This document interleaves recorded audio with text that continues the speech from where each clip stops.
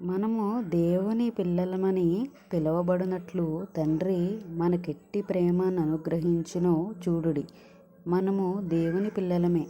ఈ హేతువు చేత లోకము మనలను ఎరగదు, ఏలయనగా అది ఆయనను ఎరగలేదు. ప్రియులారా, ఇప్పుడు మనము దేవుని పిల్లలమై ఉన్నాము. మనమిక ఏమవుదుమో అది ఇంకా ప్రత్యక్షపరచబడలేదు.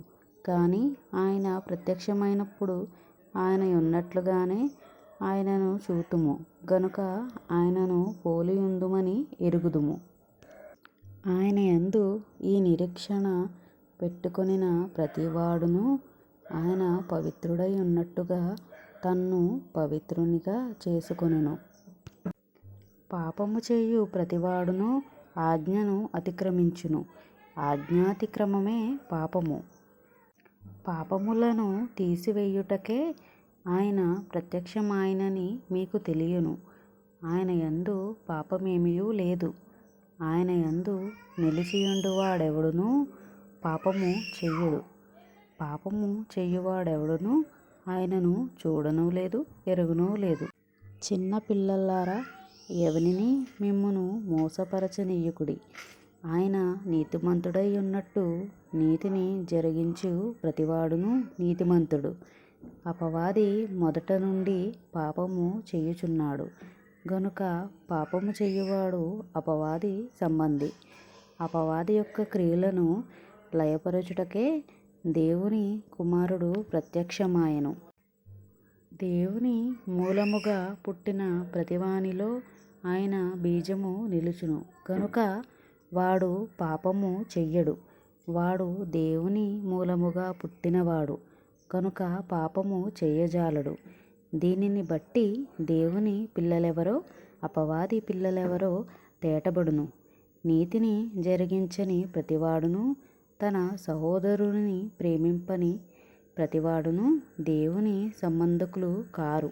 మనమొకనినొకడు ప్రేమింపవలెనన్నది మొదటి నుండి మీరు వినిన వర్తమానమే గదా. మనము కయీను వంటివారమై ఉండరాదు. వాడు దుష్టుని సంబంధి అయి తన సహోదరుని చంపెను. వాడతనిని ఎందుకు చంపెను? తన క్రియలు చెడ్డవియు తన సహోదరుని క్రియలు నీతిగలవియునై ఉండెను గనుకనే కదా.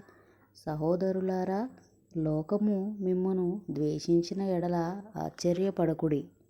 మనము సహోదరులను ప్రేమించుచున్నాము గనుక మరణములో నుండి జీవములోనికి దాటి యున్నామని ఎరుగుదుము.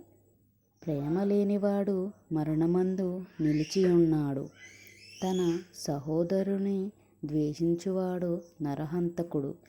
ఏ నరహంతకుని యందును నిత్య జీవముండదని మీరెరుగదురు.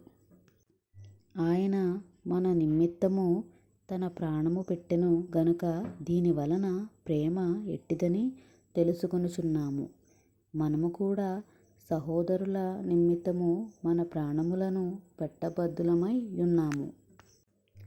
ఈ లోకపు జీవనోపాధి గలవాడై ఉండి తన సహోదరునికి లేమి కలుగట చూచియు అతని ఎడల ఎంత మాత్రమును కనికరము చూపని వాని యందు దేవుని ప్రేమ ఎలాగు నిలుచును?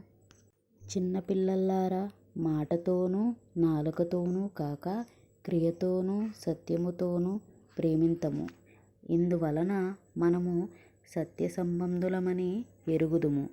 దేవుడు మన హృదయము కంటే అధికుడై సమస్తమును ఎరిగి ఉన్నాడు కనుక మన హృదయము ఏ ఏ విషయములలో మన యందు దోషారోపణ చేయునో ఆయా విషయముల ఆయన ఎదుట మన హృదయములను సమ్మతి పరచుకొందుము.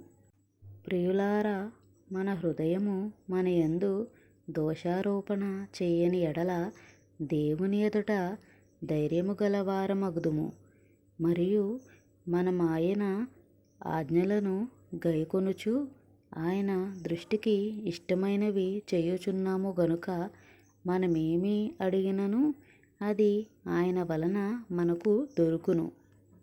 ఆయన ఆజ్ఞ ఏదనగా ఆయన కుమారుడైన యేసుక్రీస్తు నామమును నమ్ముకొని ఆయన మనకు ఆజ్ఞనిచ్చిన ప్రకారముగా ఒకరినొకడు ప్రేమింపవలెనన్నదియే.